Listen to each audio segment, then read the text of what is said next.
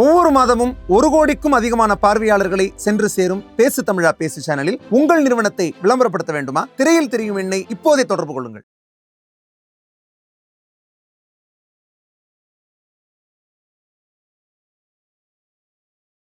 இப்படி கத்தாதீங்க, இப்படி பண்ணாதீங்க, சிவிலைஸ்டான்றது உடனே தமிழர்கள் எல்லாம் தாக்குறாங்க அப்படின்றாங்க. அவர் சொன்னது எம்பிக்கள் கொஞ்சம் நாகரிகமாக நடந்துக்கோங்க அப்படின்னு சொன்னது வந்து எப்பயும் போல ஒரு திசை திருப்பல் தான். இது வந்து ஏதோ தமிழர்களே அவமானப்படுத்திட்டாங்க, தமிழக எம்பிக்களே அவமானப்படுத்திட்டாங்க அப்படின்றது சிபிஎஸ்சிக்கு மாறிக்கிட்டே இருக்காங்க. வருஷத்துக்கு ஆவரேஜாக 300 to 400 தமிழக அரசு சிலபஸை ஃபாலோ பண்ணக்கூடிய மொழிகள் சிபிஎஸ்சியாக மாறுது. இப்போ புதிய கல்விக் கொள்கையை அமல்படுத்தினாங்கன்னா தமிழ்நாட்டு அரசுக்கு தான் லாபம். ஏன்னா இந்த பள்ளிகள் வந்து சிபிஎஸ்சிக்கு மாறாது. மும்மொழியில் படுதோல்வி அடைந்த திமுக ரொம்ப வெற்றிகரமாக டீலிமிட்டேஷனில் மக்களுடைய கவனத்தை திருப்பிடுச்சு நினைக்கிறேன். திருப்பிட்டாங்க.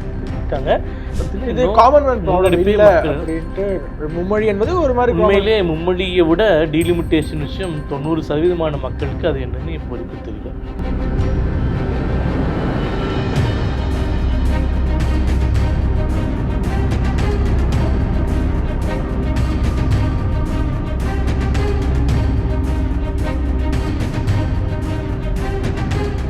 உலக தமிழ் சொந்தங்களுக்கு வணக்கம். நான் ராஜவேல் நாகராஜன். பேசு தமிழா பேசு வலையொலியுடைய வளர்ச்சிக்கு நீங்களும் உறுதுணையாக இருக்கணும்னு நினச்சிங்கன்னா இந்த வீடியோடைய டிஸ்கிரிப்ஷனில் இருக்கக்கூடிய ரேசர் பே லிங்கை கிளிக் பண்ணுங்கள். அந்த லிங்க்கில் போயிட்டு உங்களுக்கு விருப்பமான தொகையை பேசு தமிழா பேசுவனுடைய வளர்ச்சிக்கு உங்களுடைய பங்களிப்பாக நீங்கள் கொடுக்கலாம். நன்றி, வணக்கம். இன்னைக்கு பார்த்துருக்கீங்க, பாராளுமன்றத்தில் அடல் தெரிக்க இரண்டு பக்கமே வாத பிரதிவாதங்கள். தர்மேந்திர பிரதான் அவர்கள் மத்திய கல்வி அமைச்சர் ஒரு பக்கமும், இந்த பக்கம் திமுக எம்பிக்கள் எல்லாருமே சேர்ந்து முதல்ல ஆரம்பிச்சது தமிழிசை தங்கமணி ஆரம்பிக்கிறாங்க. அதற்கு அவர் வந்து பதில் கொடுக்குறாரு. அதுக்கு திமுக ஐடி விங்லேருந்து என்ன போட்டிருக்காங்கன்னா, தமிழர்களை நாகரிகமற்றவர்கள் என்று தர்மேந்திர பிரதான் சொல்லிட்டாராம். டிவி டிபேட்ஸில் ரெகுலராக கலந்துக்கிறோம் நாங்கள். திடீர்னு பேச விட மாட்டாங்க, கத்துவாங்க. ஆங்கரே சொல்லுவார், கொஞ்சம் நாகரிகமாக நடந்துக்கோங்க. அதே தான் அங்கே நடந்திருக்கு, நாகரிகமாக நடந்துக்கோங்க அப்படின்னு. அதுவும் எப்போ சொல்கிறாங்க, சும்மா எல்லோரும் உட்காந்துருக்கும் போது எந்திரிச்சு சொல்லலை. கனிமொழி அவர்கள் ஒரு கேள்வியை கேட்டுட்டாங்க, இவர் வந்து பதில் சொல்ல எந்திரிக்கிறார், பதில் பேசிகிட்டு இருக்கார். பேச அங்கே இருக்கிறவங்க குதின்னு குதிக்கிறாங்க, கத்துன்னு கத்துறாங்க. என்ன சொல்கிறார், நான் சொல்கிறத கேட்டுட்டு அப்புறமா நீங்கள் பேசுங்க, இப்படி கத்தாதீங்க, இப்படி பண்ணாதீங்க, சிவிலைஸ்டான்றது உடனே தமிழர்கள் எல்லாம் தாக்குறாங்க அப்படின்றாங்க. அவர் சொன்னது எம்பிக்கள் கொஞ்சம் நாகரிகமாக நடந்துக்கோங்க அப்படின்னு சொன்னது வந்து எப்பயும் போல ஒரு திசை திருப்பல் தான். இது வந்து ஏதோ தமிழர்களே அவமானப்படுத்திட்டாங்க, தமிழக எம்பிக்களே அவமானப்படுத்திட்டாங்க அப்படின்றது. அதாவது ஒரு சின்ன விஷயத்தை எப்படி ஊதி பெருசாக்கி அதை ஒரு நெரேட்டிவ் செட் பண்ணுறது திமுகவுக்கு நம்ம சொல்லிக் கொடுக்க வேண்டாம். அந்த மாதிரி ரியல் இஷ்யூஸ்லேருந்து கவனத்தை திருப்புவதற்காக உண்மையிலேயே உப்புச்சப்பு இல்லாத இந்த விஷயத்தை எடுத்துகிட்டு இன்றைக்கி ஏதோ பெரிய பிரச்சனை பண்ணிகிட்டு இருக்காங்க. நகைப்புக்குரியதாக இருக்குது. இருந்தாலும் இது எந்த ஒரு பிணக்கை ஏற்படுத்திடக்கூடாதுன்னு தர்மேந்திர பிரதான் அவர்கள் பாராளுமன்றத்திலே அவர் பேசிய வார்த்தையை திரும்ப பெறன்னு சொல்லிட்டார். அதனால் இதை பற்றி பேசுறதுக்கு ஒன்றும் பெருசாக இல்லைன்றது என்னுடைய பெருசாக இல்லை, நீங்கள் விட்டுட்டீங்க. ஆனால் முதல்ல எடுத்துகிட்டு போவாங்க விடுற மாதிரி பெரிய ட்வீட் போட்டிருக்காரு தர்மேந்திர பிரதான் அவர்கள். முதல்வர் மு க ஸ்டாலின் அவர்களுக்கு எழுதிய கடிதத்தெல்லாம் எழுதி கோட் பண்ணி போட்டிருக்காரு. பாருங்க, தமிழக அரசு கைவிட்டு விட்டதாக நீங்களே உங்களுடைய கடிதத்தை குறிப்பிடுறீங்க, அப்புறம் என்ன இப்படிலாம் பேசிக்கிட்டு இருக்கீங்க என்று. அந்த இன்னைக்கு பிஎம் ஸ்ரீ பெரிய டிபேட்டு கிட்டத்தட்ட ஒரு 3 மாதமாக பேசிகிட்டு இருக்கோம். எங்கள் சைடு நாங்கள் சொல்கிறது தான் நாங்களும் சொல்லிகிட்டே இருக்கோம், அவங்க சைடு அவங்க சொல்கிறது தான் சொல்லிகிட்டே இருக்காங்க. இதில் மிடில் கிரவுண்டோ இதில் எது சரின்றதுக்கோ இன்றைக்கி வரைக்கும் விடை தெரியல. நம்ம சொல்கிறது சிவதாஸ் மீனா அவர்கள் எழுதிய கடிதத்தில் நாங்கள் ஒப்புக்கொள்கிறோம் சேருவதற்கு, கமிட்டி போட்டிருக்கோம், கமிட்டி ஃபைண்டிங்ஸ் பேஸ் பண்ணி சொல்கிறோம் அப்படின்னாங்க. நாங்கள் என்ன கேட்டுகிட்டே இருக்கோம்னா, நீங்கள் கமிட்டி போட்டேன்னு லெட்டர் எழுதி 1 வருஷத்துக்கு மேலே ஆச்சு. உங்கள் கமிட்டியில் என்ன தான் சொல்லியிருக்காங்க? நீங்கள் வந்து நாங்கள் பிஎம் ஸ்ரீ விடமாட்டோன்றீங்க, மும்மொழி கொள்கையை விடமாட்டோன்றீங்க, பேஸ்ட் ஆன் த கமிட்டி. அப்போ அந்த கமிட்டியில் யாரும் இருந்தாங்க, என்ன ஆராய்ந்தாங்க, அதனுடைய ஃபைண்டிங்ஸ் என்ன அப்படின்றது கூட நீங்கள் மக்கள்கிட்ட வைக்கலைன்னா நாங்கள் என்ன பண்ணுறது? அப்போ உங்களுக்கு வைப்பதற்கு கமிட்டியே போட்டிங்களான்னு எங்களுக்கு தெரியல. போட்டிருந்தா தானே ரிப்போர்ட் வந்து அது பேஸ் பண்ணி பேசுறது. அதான் தர்மேந்திர பிரதானே என்ன சொல்கிறாரு, நீங்கள் எல்லாம் என்னை வந்து பார்த்தீங்க, கனிமொழியும் வந்தீங்க, தமிழிசை தங்கமணியும் வந்தாங்க, கல்வி அமைச்சர் அன்பில் மகேஷும் வந்தார். அப்போ நீங்கள் ஒத்துசேவை கொடுத்தீங்க. அதுக்கப்புறமா இப்போ வேணான்னு பேசுகிறீங்க. அது உங்களுக்கும் தெரியும், எனக்கும் தெரியும். அப்போ உங்களை யார் சூப்பர் சிஎம் வந்து ஆப்ரேட் பண்ணுறாரு அப்படின்ற கேள்வி கேட்குறாங்க. அதுக்கும் இவங்க பதில் சொல்லி தான் ஆகணும். போன முறை இங்கே பேசும்போது நான் சொல்லிட்டேன், இது முழுக்க ஒரு நிர்வாக ரீதியான சிக்கல். பிஜேபி அரசுக்குமே இந்த நிதி விடுவிப்பதில் பல பிரச்சனைகள் இருக்கு. என்றால் நாளைக்கு சிஏஜி ஆடிட்டுன்னு வரும்போது எங்களை கேள்வி கேட்பாங்க. பிஎம் ஸ்ரீ திட்டத்தை உள்ளடக்கிய ஒரு திட்டத்திற்காக ஒதுக்கப்பட்ட 2100 கோடி ரூபாயை ஒரு திட்டத்தை அவங்க அமல்படுத்தவே மாட்டேன்னு சொல்லி கேட்கும்போது நீங்கள் எப்படி பணம் கொடுத்தீங்க அப்படின்ற கேள்வி வந்துருமோ அப்படின்ற ஒரு பயத்தினால தான்.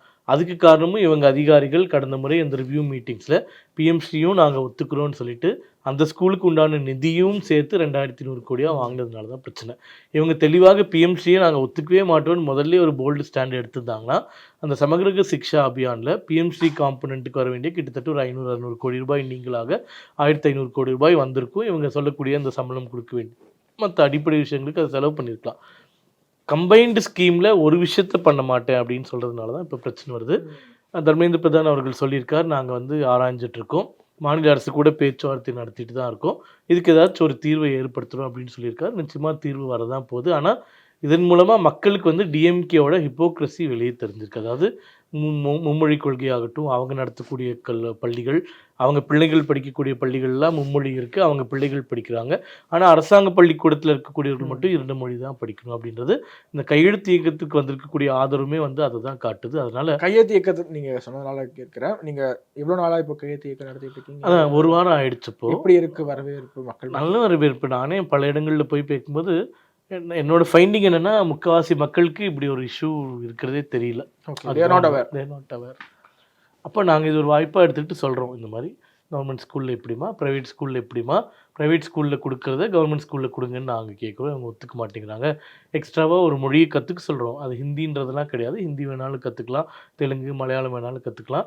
உங்கள் பிள்ளைங்க நாளைக்கு வந்து வேலைக்கு போகிறதுக்கோ மற்ற விஷயங்களுக்கோ இல்லை அரசாங்க உத்தியோகம் சேர்ந்து மற்ற மாநிலங்களுக்கு போகும்போதோ இன்னொரு மொழி கற்றுக்கிறது அவங்களுக்கு உதவியாக இருக்கும் அப்படின்னு சொன்ன உடனே 90% பீப்புள் வந்து கன்வின்ஸ் ஆகிறாங்க. இதில் என்ன பிரச்சனை இருக்குது? ஏன்னா இந்த மும்மொழி கொள்கை, புது கல்விக் கொள்கையில் எக்ஸாம்ஸே வைக்க வேணான்றாங்க. மும்மொழிக்கு 3வது மொழியாக படிக்கக்கூடியது 1ஆவதுலேருந்து 8ஆவது வரைக்கும், 5 வயதுலேருந்து 13 வயது வரைக்கும் எக்ஸாம்ஸ் வைக்காதீங்க, இன்ட்ராக்டிவாக சொல்லிக் கொடுங்க. இப்போ ஹிந்தின்னு எடுத்துக்கிட்டிங்கன்னா ஹிந்தி பேசுறதுக்கு சொல்லிக் கொடுங்க. நான் ஸ்கூலில் படிக்கும்போது ஹிந்தி இருந்தது 3வது மொழி, 8th வரைக்கும் படித்தேன். இன்றைக்கி வந்து எழுது படிக்கிறதுக்கு பிழை இல்லாமல் இருக்கும், ஆனால் பேச வராது. எனக்கும் அதே ப்ராப்ளம். ஏன்னா அந்த எஜுகேஷன் சிஸ்டம் அப்படி நம்ம கொஞ்சம் மக்கடிச்சு எழுதி ஹிந்தி வந்து எழுத படிக்கிறது வந்து பிழை இல்லாமல் வந்துடும். பல பேர் இருக்காங்க. அதுதான் நியூ எஜுகேஷன் பாலிசி அட்ரஸ் பண்ணுது. எழுத படிக்க தெரிய வேண்டாம், பேச தெரிஞ்சால் போதும். அது எவ்வளோ ரெவல்யூஷனரின்னு பாருங்கள். இந்த ஹிந்திக்கு மட்டும் கிடையாது, மும்மொழிக்கு மட்டும் கிடையாது, கான்செப்ட் ஆஃப் சயின்ஸ் அண்ட் மேத்தமேட்டிக்ஸ்க்கே புதிய கல்விக் கொள்கையில் என்ன சொல்கிறாங்கன்னா, மக்கடிச்சு ஆன்சர் பண்ணுற மாதிரி சிஸ்டமே வேண்டாம், புக்கு கையில் கொடுத்துருங்க, எக்ஸாமுக்கே அப்ஜெக்டிவ் கொஷினாக மாற்றிடுங்க, 10 மார்க் 20 மார்க் கொஷின் எல்லாத்தையும் தூக்கிடுங்க.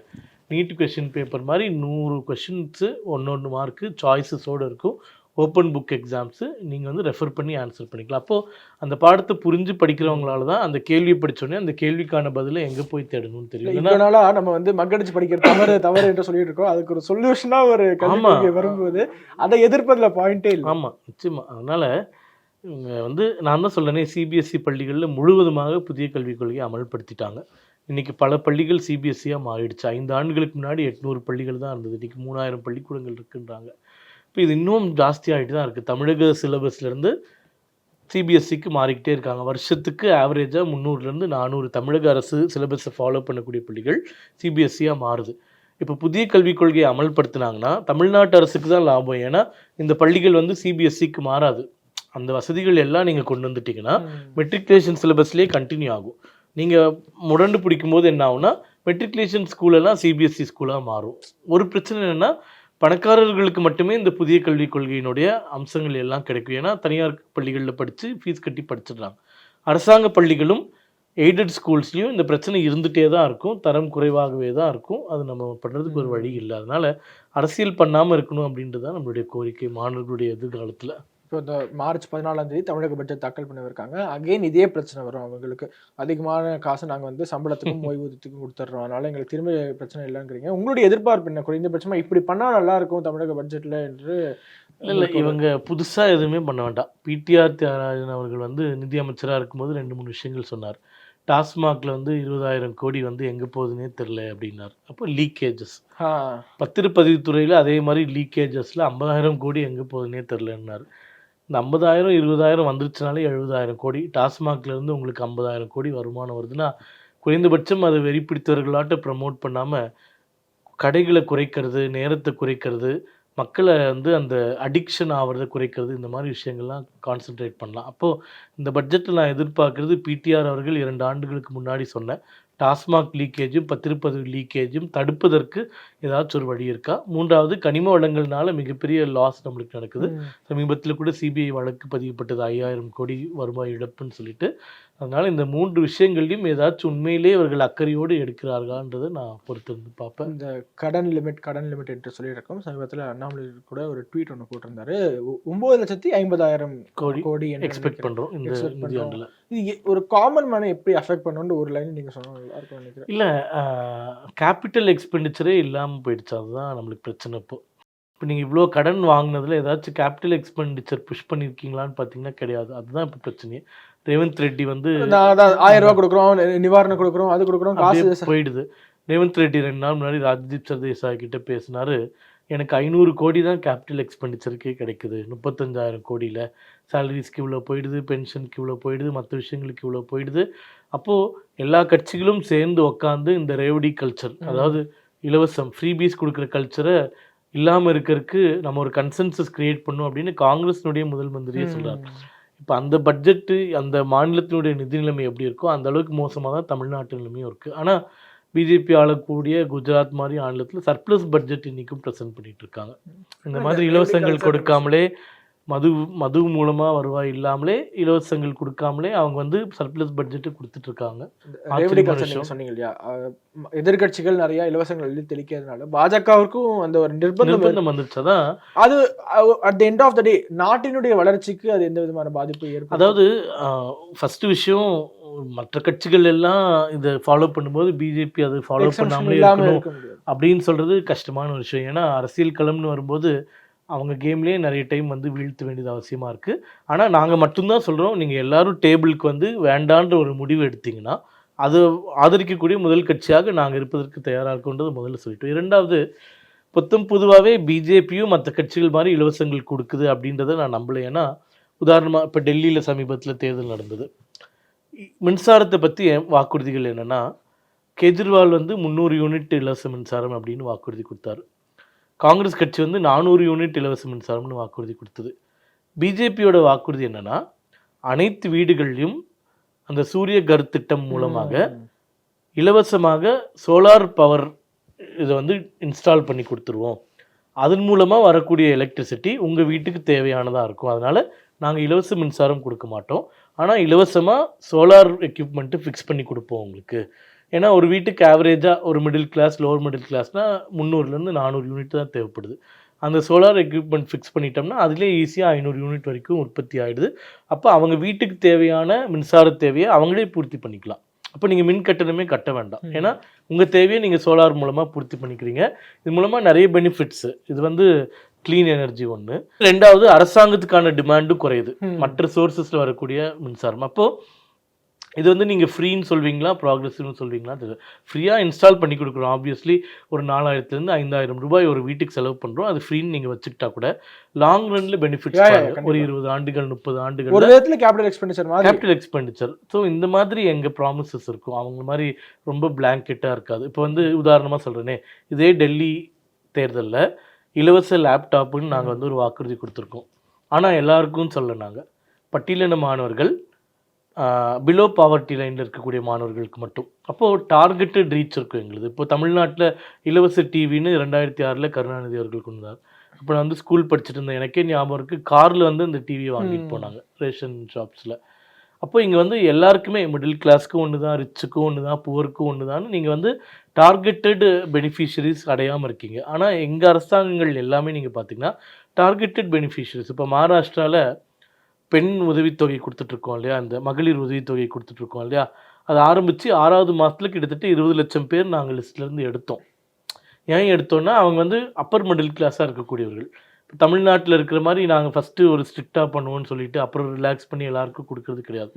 உண்மையிலே யாருக்கு தேவையோ அவர்களுக்கான நலத்திட்டங்களை ஒதுக்குவதில் பிஜேபி வந்து மாஸ்டர் ஆஃப் தட். எல்லா மாநிலங்களிலும் அது சிறப்பாக நாங்கள் பண்ணிகிட்ருக்கோம். அதனால் இப்போவும் நாங்கள் சொல்வது என்னவென்றால், இலவசங்கள் வேண்டாம் அப்படின்னு எல்லா கட்சிகளும் சேர்ந்து ஒரு கூடையின் கீழ் வந்தால் முதல்ல ஆதரிக்கக்கூடிய கட்சி பாஜகவை தான் இருக்கும் அப்படின்றது உறுதியாக சொல்லலாம். மும்மொழியில் படுதோல்வி அடைந்த திமுக ரொம்ப வெற்றிகரமாக டீலிமிட்டேஷனில் மக்களுடைய கவனத்தை திருப்பிடுச்சுன்னு நினைக்கிறீங்க? திருப்பிட்டாங்க. பட் மக்களுக்கு இப்போ மும்மொழி மட்டும் இல்லை, மும்மொழிலையும் சரி இந்த டீலிமிட்டேஷன்லையும் சரி, முதல்ல மக்களை வந்து ஒரு மாயை மாதிரி நீங்கள் வந்து ஒரு குகைக்குள்ளே கூப்பிட்டு போயிருந்தாலும் மீண்டும் மீண்டும் அதை பற்றி அவங்க வந்து தெரிஞ்சுக்கும் போது, பல பேர் பேசுகிறத கேட்கும்போது, அவங்களே அதை பற்றி ஆராயும் போது என்ன ஆகுதுன்னா அவர்களுக்கு வந்து உண்மை ஓரளவுக்கு தெரிஞ்சிடுது. தமிழ்நாட்டில் நீங்க பாத்தீங்கன்னா பாஜகவை தவிர மற்ற அனைத்து கட்சிகளுமே ஒரே பக்கம் stand இருக்காங்க. அப்ப எடுத்திருக்காங்க. பலர் பேசுறதை கேட்கும் போது இதுதானே அதிகமாக அவர்களுக்கு கேட்கும். அப்புறம் எப்படி மக்கள் நிச்சயமாக கேட்குது. பட் அண்ணாமலை அவர்கள் மாதிரி குரல் கேட்கக்கூடிய கேள்வி நம்ம சிம்பிளாக 2 கேள்வி நம்ம போன ப்ரோக்ராம்லேயும் நான் கேட்டேன். மும்மொழி கொள்கை சிறந்த கொள்கை இல்லை, இருமொழி கொள்கை தான் சிறந்த மொழி கொள்கைனா திமுக நடத்தக்கூடிய பள்ளிக்கூடங்கள்லாம் ஏன் மும்மொழி பள்ளிக்கூடங்களாக இருக்கிறது? இரண்டாவது, மும்மொழி கொள்கை சிறந்தது இல்லை, இருமொழி கொள்கை தான் சிறந்ததுன்னா உங்கள் வீடுகளில் எவ்வளோ பேர் இருமொழி கொள்கை படிக்கிறாங்க? இவங்க எல்லாருமே ஒன்று சேர்ந்துட்டாங்கன்னா மொழின்ற போர்வையில் மக்களை ஏமாத்துறதுக்கு, ஓட் பேங்க்குக்காக, நெரேட்டிவில் நம்ம மிஸ் ஆகிடக்கூடாதுன்ற பல நிர்பந்தங்களுக்காக செய்கிறாங்க. எங்களுக்கு அந்த நிர்பந்தங்கள் எதுவுமே கிடையாது. மக்கள் நலன், பிரதமர் கொடுக்கக்கூடிய அந்த நிதியை வாங்கி அரசாங்க பள்ளிகள் 38,000 பள்ளிகளும் எப்படி நல்லபடியாக செய்ய முடியும் அப்படின்றதுக்கு எங்களுடைய குறிக்கோள் இருக்குது. இவங்களுக்கு என்னென்னா அரசாங்க பள்ளிகள்லாம் நல்ல தரத்துக்கு வந்துருச்சுன்னா தனியார் பள்ளிகளோட அட்மிஷன்ஸ்லாம் குறைஞ்சிடும். இதில் ஒன்று எய்தர் இவங்க தனியார் பள்ளிகள் நிறைய நடத்துகிறாங்க, இல்லை தனியார் பள்ளிகள் கிட்ட கையூட்டு வாங்கக்கூடியவர்களாக இருக்காங்க. அதனால இதை மறுக்கிறாங்க. நாங்கள் வந்து தைரியமாக மக்கள் டீலிமிட்டேஷன்ல அந்த நெகட்டிவ் பிரேக் பண்ண முடியும்னு நினைக்கிறீங்களா? இப்போ கூட ஏன்னா ஒரு கிரே ஏரியாவாக இருக்குது. ஒன்றுமே மத்திய அரசு சொல்லலை இன்னுமே. பட் இன்னுமே விகிதாச்சார அடிப்படை அப்படின்னு டீலிமிட்டேஷனில் திமுக கூட்டணி கட்சிகள் தான் இந்த பொய் பிரச்சாரத்தை பண்ணிட்டு இருக்காங்களே தவிர, இப்போ சமீபத்தில் பிரேமலதா விஜயகாந்த் அவர்கள் பேசும்போது ரொம்ப ப்ராக்டிக்கலான ஒரு வியூ சொன்னாங்க. அதாவது இதை பற்றி அரசாங்கம் ஒன்றுமே சொல்லாத போது அதை பற்றி பேசி பிரயோஜனம் இல்லை. ஒருவேளை அவங்க அறிவிச்சு அதில் தமிழகத்திற்கு 39 குறையும் அப்படின்ற ஒரு அறிவிப்பு வந்துச்சுன்னா நிச்சயமாக அந்த சமயத்தில் மக்களோட நாங்கள் இருப்போம் அப்படின்றாங்க. அதிமுகவும் தீவிரமாக இதை எதிர்க்கல. அந்த அனைத்து கட்சி கூட்டத்துக்குமே கூட வேறு வழி இல்லாமல் கம்பல்ஷன்னால போயிருக்காங்களே தவிர கடுமையாக இதை எதிர்க்கல. ஏன்னா இது மக்கள்கிட்ட செல்லுபடி ஆகாது. அதை பத்தின இது காமன்வெல்த் ப்ராப்ளம் இல்ல அப்படின்ட்டு மும்மொழி என்பது ஒரு மாதிரி உண்மையிலே மும்மொழியை விட டீலிமிட்டேஷன் விஷயம் 90% மக்களுக்கு அது என்னன்னு இப்போ வரைக்கும் தெரியல. இந்த பொலிட்டிக்கலி அவேராக இருக்கக்கூடிய ஒரு குறிப்பிட்ட சதவீதத்தினர் பயங்கரமாக போலரைஸ் ஆகிருக்காங்க. ஒருத்தங்க வந்து இன்னும் அறிவிப்பே வரல, நம்ம அவசரப்பட வேணும்னு அவசியம் இல்லை. இன்னொருத்தங்க வந்து இல்லை சீட்டு குறைய போகுது, இவங்க சதி பண்ணிடுவாங்க அப்படின்னு தொடர்ந்து திமுக பண்ணக்கூடிய இந்த 8 வருஷம் ப்ரொபகண்டானால ரொம்ப அழகா டைவர்ட் பண்ண முடியுது. முழு ஊடகங்கள் அவங்க கண்ட்ரோல்ல இருக்கு. விவாதங்கள் தலைப்புல இருந்து எல்லாமே அவங்க முடிவு செய்யறாங்க. எதிர்கருத்து எதுவும் வந்துடாம பாத்துக்கிறாங்க. அந்த மாதிரி ஒரு போலீஸ் ஸ்டேட் மாதிரி இந்த ஸ்டேட்டை வந்து அவங்க நிர்வகிக்கிறாங்க அப்படின்றது நம்மளுக்கு தெரியுது. பேசு தமிழா பேசுவினுடைய மக்கள் ஃபவுண்டேஷன் மூலமா நம்ம ஒரு மிகப்பெரிய ஒரு பசு சரணாலயம் அமைப்பதற்கான முயற்சியில் ஈடுபட்டிருக்கோம். இந்த பசுக்கள் சரணாலயத்திற்கு என்னுடைய கான்ட்ரிபியூஷனா நான் ஏதாவது கொடுக்கணுங்கிற எண்ண ஓட்டத்தின் அடிப்படையில் கிட்டத்தட்ட 10 ஆண்டுகளுக்கு மேல நான் கலெக்ட் பண்ண கலை பொருட்கள் அனைத்தையும் விற்று அதன் மூலமாக திரட்டப்படக்கூடிய தொகை என்னவோ அதை இந்த மக்கள் ஃபவுண்டேஷனுக்கு, இந்த பசு சரணாலயம் திட்டத்திற்கு என்னுடைய கான்ட்ரிபியூஷனாக கொடுக்க போகிறேன். இந்த பொருட்கள் அனைத்துமே நம்முடைய பேசு தமிழா பேசு அலுவலகத்தில் விற்பனைக்கு இருக்குது. கீழே இருக்கக்கூடிய இந்த கான்டாக்ட் நம்பருக்கு நீங்கள் கால் பண்ணி இது பற்றின மேலதிக விவரங்களை நீங்கள் தெரிஞ்சுக்கலாம். அது மட்டும் இல்லாமல் மக்கள் ஃபவுண்டேஷனுடைய அக்கௌண்ட் நம்பரை இந்த வீடியோடைய டிஸ்கிரிப்ஷனில் கொடுத்துருக்கோம். நீங்கள் நேரடியாக அந்த அக்கௌண்ட் நம்பர் மூலமாகவும் உங்களுடைய கான்ட்ரிபியூஷன்ஸை கொடுக்கலாம். பேசு தமிழா பேசு ஒரு சேனல் கிடையாது, அது ஒரு இயக்கம்னு நான் உறுதியாக நம்புகிறேன். உங்களுடைய குரலை தான் நாங்கள் ஒவ்வொரு வீடியோலையும் பேசுகிறோம், உங்களுடைய மனசாட்சியை தான் நாங்கள் பிரதிபலிக்கிறோங்கிற ஒரு எண்ணம் எங்களுக்கு இருக்குது. அதே எண்ணம் உங்களுக்கு இருந்ததுன்னா தொடர்ந்து பேசு தமிழா பேசுவனுடைய முயற்சிகளுக்கு நீங்கள் கொடுக்கக்கூடிய ஆதரவை இந்த பசுக்கள் சரணாலயம் திட்டத்திற்கும் கொடுக்கணும்னு சொல்லி ரொம்ப தாழ்மையோடு கேட்டுக்கிறேன். உங்களுடைய அன்பாலையும் ஆதரவாலையும் தான் பேசு தமிழா பேசி இயங்கிக்கிட்டு இருக்கு. அதற்கு என்றென்றைக்கும் நன்றி. ஃபார்மெட் நியூமராலஜி அப்படின்ற ஒரு விஷயத்தை வந்து நம்மளுடைய மக்களுக்கு கொண்டு வந்த ஒரு தந்தையாக விளங்கக்கூடியவங்க நீங்கள் சார்.